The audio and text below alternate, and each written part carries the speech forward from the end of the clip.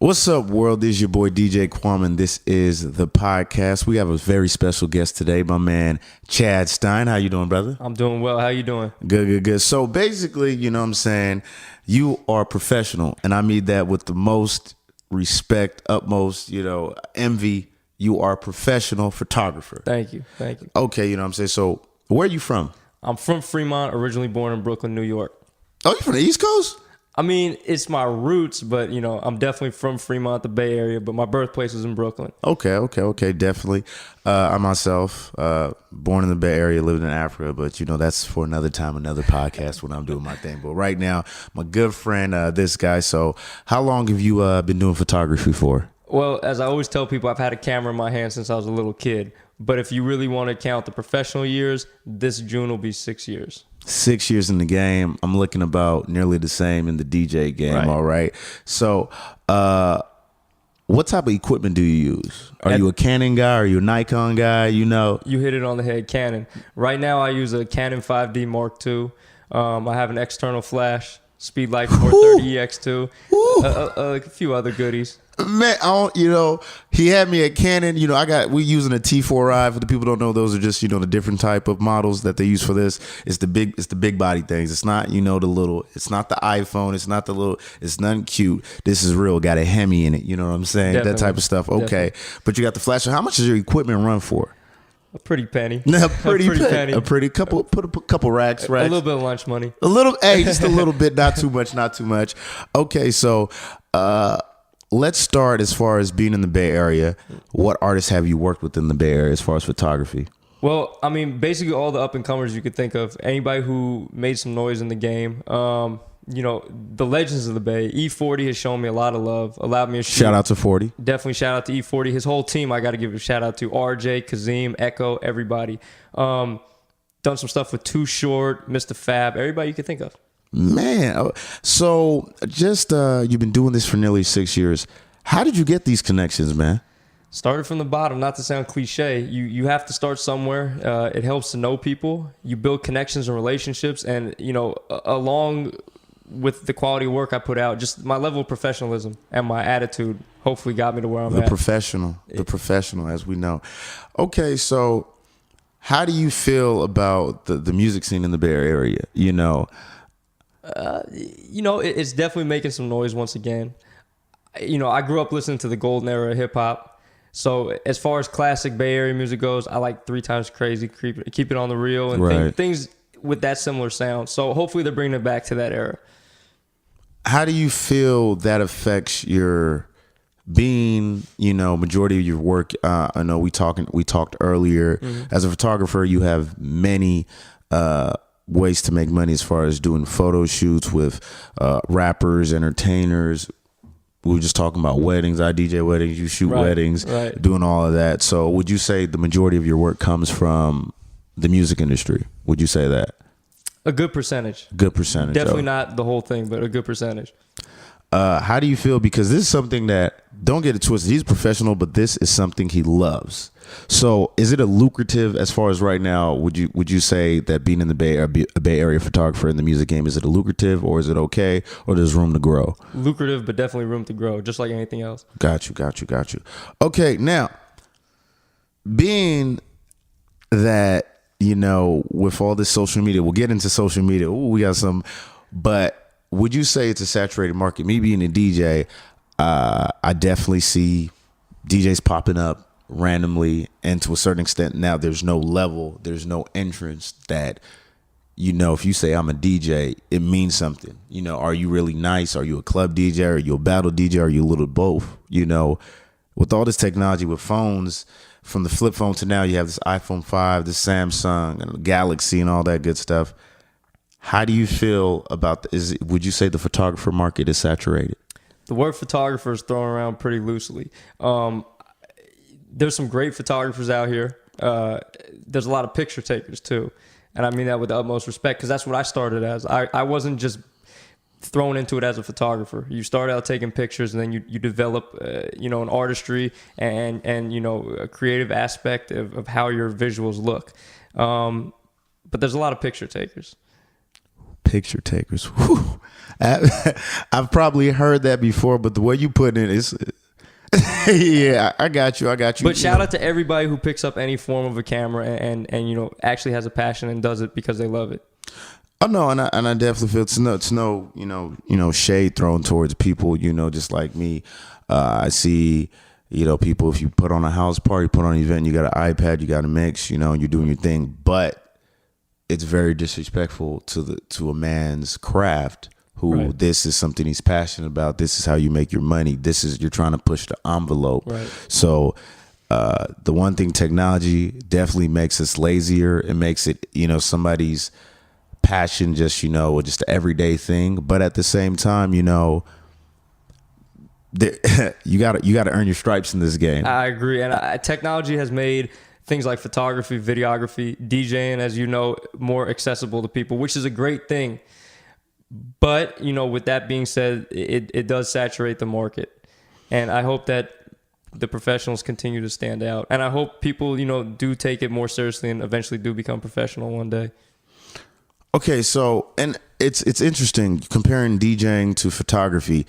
There's not really you don't need a license to DJ, just like you don't need a license to be a photographer. Right. So by default, it's going to be a saturated market because there's not a lot of barrier to the entry of these. What am I looking for? Skills, right. Or this hobby, this trade. Now, let's. But you have to earn your stripes. So just coming up in the Bay Area, a couple years back, your first year when you were going professional, what were some of the hardships you had to go through? Gaining business, building a name, building a brand. And, just constantly trying to progress. Now, I don't want any trade secrets. Everybody has their own. Everybody makes their their hustle. They put a little, a couple different ingredients in there. But what could you say for anybody who wants to be a potential photographer? Anybody who's just a hustler, entrepreneur like yourself? You have any advice for them, like what to do, what not to do? Yeah, definitely. Do it because you love it first. And that's the one thing I stress. Don't force it upon yourself. Also, don't let anything get to your head. It doesn't matter who you've worked with or what you've done or how much money you've made. Still remain the person you were on that day one. You have to remain just as hungry as you were the moment you started. If not hungrier. Exactly. I definitely agree with you. On the other hand, another thing too, not that I disagree with you as far as on the other hand, but know your self-worth. When you're coming up, you're humble, you're hungry, mm-hmm. You got to eat, you're building your business. And when your business grows, the value changes. True. And it's not that you're saying you forget who you are, but you have to charge, you have to generate revenue. Well, that's right. That's the definition of professional. Professionals, you get paid for a skill, a trade, whatever it may be. Bam, Wikipedia. Stein right there, got you on deck. All right, now let's get into it because let's see how long this discussion is going to last for. Technology, social media. Okay. My man Chad, do you have an Instagram? The famous question, no, I do not. The irony, but let's get into it. Why do you, me personally, I have Instagram, of course. I'm not very camera shy, but I do love social media because it gives people like you and me a platform to cut out the big corporations and let the little guy stand up and let's make our own money. Behind the scenes, non-taxable. Uncle Sam, what's up with bro? but we've had this conversation, so go ahead and tell us the reasons why you don't have a social media. Ironically, you're a photographer. Specifically Instagram. For most people who know me, it was hard to get me to break away from MySpace back in the day. To make a Facebook, it took me until like late 2010. So maybe I'll come around to it one day, but specifically Instagram, it's a great platform to share visuals. I don't knock it for that. I just feel like the balance of professional photographers with talent versus people who may take a subpar picture and add the filters and things like that, it overpowers the people that are really posting their true artistic work on there. Right. And not that there's anything wrong with that. It's just my personal feelings. And I respect it, but I think the main thing that I love to hear, because you're a professional, is that you said, not necessarily you're just saying nope, it'll never happen. You know, I'll leave the door a little open, just a little, because you never know. Right.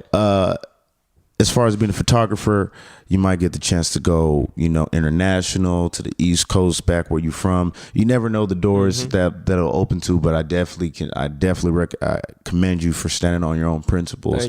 And definitely now with these phones. And another thing, let's get back to technology. These iPhones, I have the iPhone 5, and I thought my camera took, you know, a decent picture. Then I'm getting these iPhone 6s. And, you know, I work at the radio station on the promotion team, so we have to take a lot of pictures. And when we're interacting with folks and they, you know, they give us their phone, they're like, hey, take my picture. And I'm looking at their camera like, damn, this is some good quality. So now with the you know, we're recording this on a Canon T4i, you know, it's not a 6D, 70D. You know, I'm not rich like that yet. I can't afford the finer things in life. Not yet. Not you know, yet. But looking at you know, the technology that we have right now, it's different as far as movies and photography. But in 10 years, in 7 years, with the iPhone 10 or 11 or 12 or the Samsung Galaxy 29, I don't know what's going to happen. We might be losing some money, bro. Well, you know, it's quite possible with the advancements in technology. Like, as you're talking about, the cell phone you keep in your pocket takes pretty close to the quality that a professional camera could take. But I would equate it to the fact that a newspaper, the old-fashioned newspaper, right? They're trying to phase that out because everybody could get their news on their phone. But people just like the feel of a newspaper. So I don't see the cell phone camera replacing a full body, you know, digital SLR or whatever kind of camera, an actual physical camera. I don't see it replacing it. Wow, you just brought up a great point. I've never heard anybody describe it like that. Just the actual feel of a newspaper. There's nothing like, you know, if you're taking the BART, if you're at the airport relaxing, there's nothing like just having that old newspaper, grown man swag. You know, you got your leg on your knee. Right. Just, hold on. What's in the paper today? So I feel that's real. And you know, with the older generations, people in their 40s, their 50s or 60s, they're the reason why, you know, the New York Times and the Washington Post are still out there. So definitely I agree with it. And also just the look. You can compare it to cars. You know, you have a Prius, you have all these cost efficient, just great for the, you know, the ecosystem, the environment, cars. And I'm not gonna lie, that's great. But at the same time, this is America, and you need that American muscle. You got to look the part. You got to have the Challenger, you got to have the Charger, and you got to look good. You know. And at the same time, when I told you I work at the radio station on the promotion team, we're taking pictures. You know, when I bring, you know, my big body, well, it's not a big body, but, you know, my legitimate looking camera, my Canon T4i, and I say, hey, you want to take a picture there? I get instant credibility. The reaction is that much more. Yeah, but if I'm bringing out my iPhone, I'm with. Right. Like you said, the credibility is just, you know, you pull out a phone versus a full professional camera, people are going to look at you a little bit. Yeah, you got to look the part, right? You know, and depending on your business, you know, you can't drive a Prius, man. You know, and I'm not even really just saying about a Prius, but, you know, with your line of work, you can't go to somebody like an E40. You know, you can't go to 3 Times Crazy. You know, Keeks told me I want to do a photo shoot with you, and you bring out your iPhone 5. Right. I don't care how many pixels you got on there, man. Right. I don't care what filter you got, but, you know, it's disrespectful to the craft. And, you know, the thing about the technology doesn't teach is how to adapt in situations. That's the one thing it doesn't. Being a DJ, I've had times when I've had a speaker blow out. I have a time with my laptop, but yeah, you know, getting back to it, it doesn't give you the intangibles. It's almost like I like to make a lot of analogies, but for instance, people who trying to, you know, being in shape is a real big thing. So I can compare that to people who like to take the mega shakes and just lose all that weight. The problem with that, though, it doesn't teach you any discipline. You're still going to be eating the same way you're doing. You're still going to have all those bad habits. But when you say, okay, I'm going to do it natural, I'm going to actually eliminate some of this bad food. You know, I'm going to work out. I'm going to go to the gym. I'm going to do this. I'm going to do that. Not only will you learn, you actually lose weight and live a better life, but the discipline is going to be there because it wasn't given to you compared to what a shake is going to do. So to equate that to the phone versus a professional digital SLR camera, you pick up the phone and you basically hit one button, and it's computing all the tangibles that you would need to manually do on a camera. And it's almost like taking the easy route. It is. As opposed to learning exactly what functions you need to change to get this photo looking properly. Right. And I know I totally agree with you. When I started DJing, you know, I had a friend say, "Oh, like a lot of a lot of homies or, you know, associates, hey, let me get your, you know, music crate." And I'm just like, first of all, disrespectful, because I that's years and years of just research, and nobody knows my crate like my own. I'm giving you, you know, thousands upon thousands of music. You're not gonna know what I have. You know, you just it takes a while. So it's the same thing. You have to earn. I think that's what we're just missing in the entertainment industry. Period. Just too much technology. I'm not mad at it because it is making life more efficient, but you know, the little man gets stepped on. You know, you look at Walmart, these franchises, they're able to sell their products for cheap, their services for cheap, because they're a franchise. You know, then you compare the mom and pop store, they can't compete with that. They're just one store. Yeah. You know, now you have your photographer, I'm a DJ, and now it's a saturated market. You know, you have top quality equipment. It is kind of hard to, you know, but the good thing is that quality will always last. No matter what happens, quality will always last, man. And that's the important thing. If you maintain the utmost level of professionalism alongside high quality, you can't beat that. People will come back to that quality and that professionalism. Man, you definitely. But man, I ain't gonna lie, the Bay Area entertainment scene, man. Sometimes we just gotta stay on our job. On our job and push the envelope. All right, so let's. Oh, I'm sorry. Go ahead. And to help those that are coming up under us, we got to help those out as well. And speaking of that, let's talk into, you know, before we get into our final topic for this DJQuam podcast, you know what I'm saying? Charity. Speak on that, man. Speak on that, brother. It's important. If you're in a position where you could give back, no matter what it is you do, you should always do some form of charity. As a matter of fact, I'm actually taking part in something tomorrow for the second year in a row.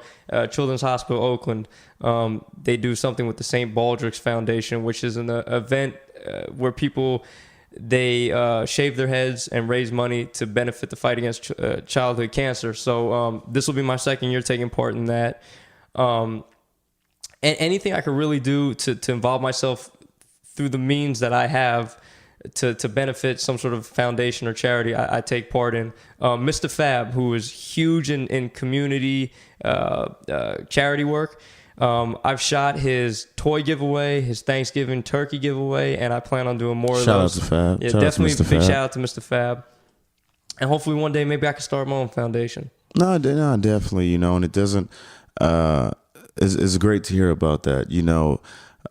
Nowadays in this, you know, chaotic environment, we have to take so much to survive. But, you know, when you get the chance, you know, give back. And that's real. You know, definitely I do that with, you know, my organization, my fraternity.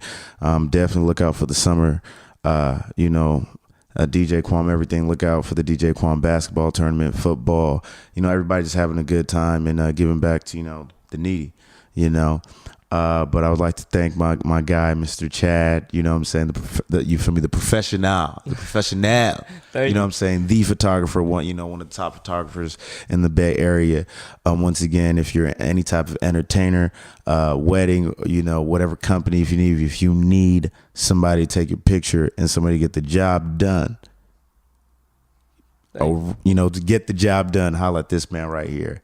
But you ain't gonna find him on social media. No, you know, you will. Just not Instagram. Just okay, not on. Hey, my bad. You will not find him on the Instagram. You know, but he's on social media. Facebook / Chad Stein Photography. You can find me on YouTube. Type in Chad Stein Photography. A ton of stuff will pop up. I'm on Yelp. You can read my reviews on there. LinkedIn, just Google, Yahoo, search me. You'll find a bunch of stuff. Just not Instagram as of yet. Not Instagram as of yet. But, you know, I'm not going to lie. It was definitely refreshing. It's definitely, I love the innovation. And it's crazy. As much as all this new technology, you putting your foot down. I'm like, nah, I'm cool. I'm not cool, right? I'm cool right now, bro. Nah. Takes time. I've been that. I've been that. You know what I'm saying? Shout out to Shoei. All right. So this has been the DJQuam podcast. You know what I'm saying? Shout out to the cameraman right behind there. You feel me? Trevor Lobb. You feel me? T-Money. Trevor Lobb. Check him out. You feel me? T-Vid. You know what I'm saying? All right. So this is the DJQuam podcast. So let's go. Bam.